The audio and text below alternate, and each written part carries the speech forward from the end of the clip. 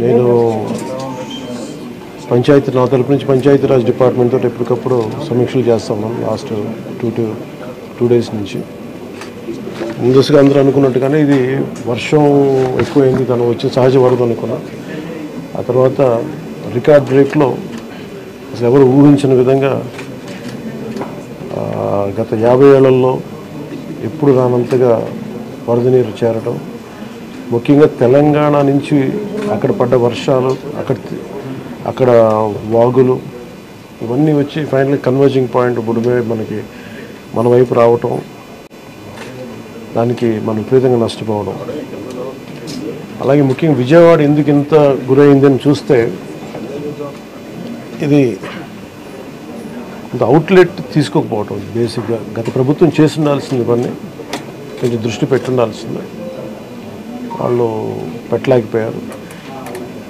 So వాళ్ళు చేయలేకపోయినా కానీ భవిష్యత్తులో ఈ రోజున ఈ సహాయ కార్యక్రమాలతో పాటు భవిష్యత్తులో ఇలాంటి ఇంత అకస్మాత్తుగా ఇలా వచ్చి మనం ప్రజలు ఇంత నష్టపోకుండా ఉండాలంటే ఏం చేయాలి? ఖచ్చితంగా ఈ వరద నీరు తగ్గగానే, రిసీడ్ అవ్వగానే దీని మీద ఒక ప్రాపర్ ప్లానింగ్ తోటి ఈ వరద నీరు వెంటనే దీని అవుట్లెట్ కాలంలో ఉండేలాగా దాని మీద ఈ ఫ్లడ్ కెనాల్స్ని ఎలా ఏర్పాటు చేయాలనేది గౌరవ ముఖ్యమంత్రి గారితో కూడా దీన్ని చర్చిస్తాం.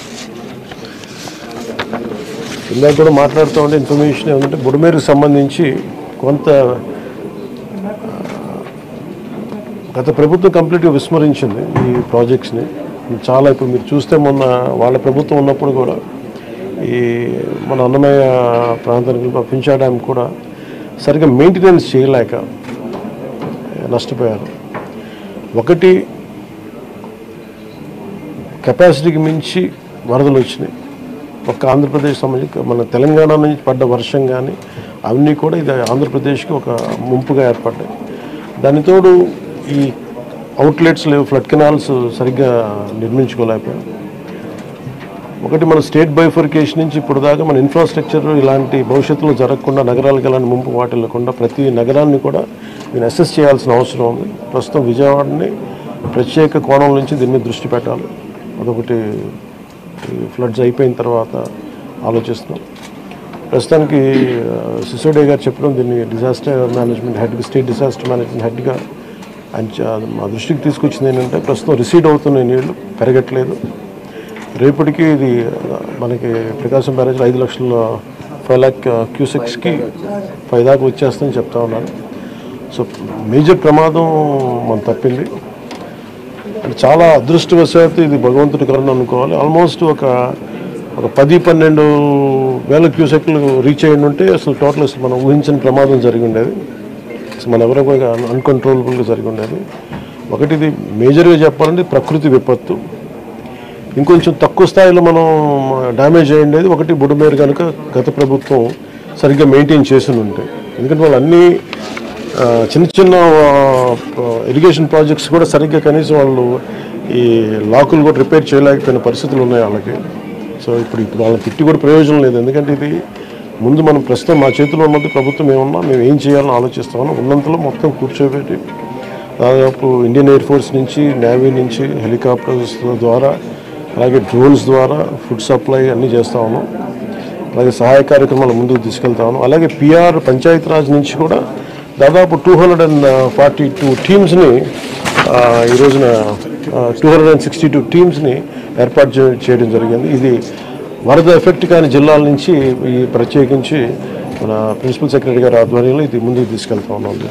4 రోజులుగా పవన్ కళ్యాణ్ ఉప ముఖ్యమంత్రి రాలేదు, ఎక్కడ వేడని చెప్పి విపక్షాలు ఆరోపణ చేస్తున్నారు. బాధితులను పట్టించుకోలేదని చెప్పేసి ఆరోపిస్తున్నారు. ఫిజికల్గా మీకు కనిపించడం పద్ధతి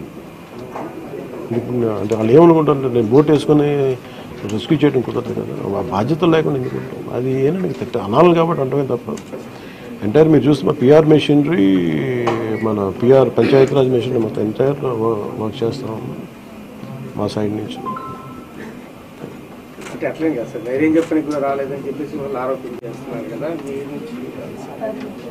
అది నేను అట్లా అనుకోవట్లేదు. అంటే ఏమైపోతుంది, ధైర్యం చెప్పడానికి వెళ్ళి ఒక్కసారి మీద పడ్డారు అనుకోండి.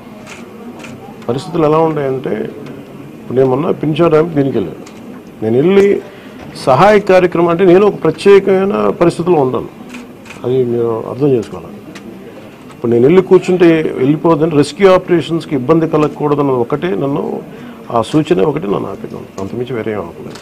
అంటే పంచాయతీరాజ్ కానీ రూరల్ వాటర్ సప్లై కానీ ఇంజనీరింగ్ డిపార్ట్మెంట్ కానీ ఇవి కన్సిస్టెంట్గా పనిచేస్తున్నాయి in tandem with rescue operations. So దాన్ని కూడా మీరు దృష్టిలో పెట్టాలి. సార్, హైదరాబాద్ తరహాలో ఇక్కడ చెరువులు అవన్నీ కబ్జాలు అవుతున్నాయి కదా, వాటి విషయంగా ఏమైనా మీ గవర్నమెంట్ దృష్టి పెడుతుంది? ఇప్పుడు ఇది సక్సెసివ్గా ఇప్పుడు మనం అంటే దీంట్లో ఒక ఇది ప్రతి ప్రభుత్వం తీసుకోవాల్సిన బాధ్యత ఇది. ఇప్పుడు దీంట్లో ఆల్రెడీ చెరువుల్లో కొంచెం నాలాల్లో కట్టేసినవి ఉంటాయి.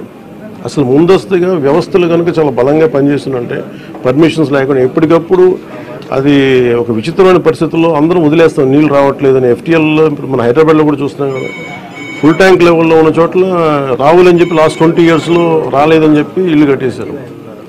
ఎప్పుడో సరదాగా అది ఎప్పుడు ఈ జలవనరుల శాఖ ఎప్పటికప్పుడు ఇది కట్టద్దు, పర్మిషన్స్ ఇవ్వద్దు అని అంటుంది. మళ్ళీ కానీ దాన్ని స్థానిక మున్సిపాలిటీలు కావచ్చు, కార్పొరేషన్స్ కావచ్చు ఇచ్చేసిన పరిస్థితుల్లో మీరు హైదరాబాద్ చూస్తున్నారు. మనకు కూడా అలాంటి పరిస్థితులు ఉన్నాయి.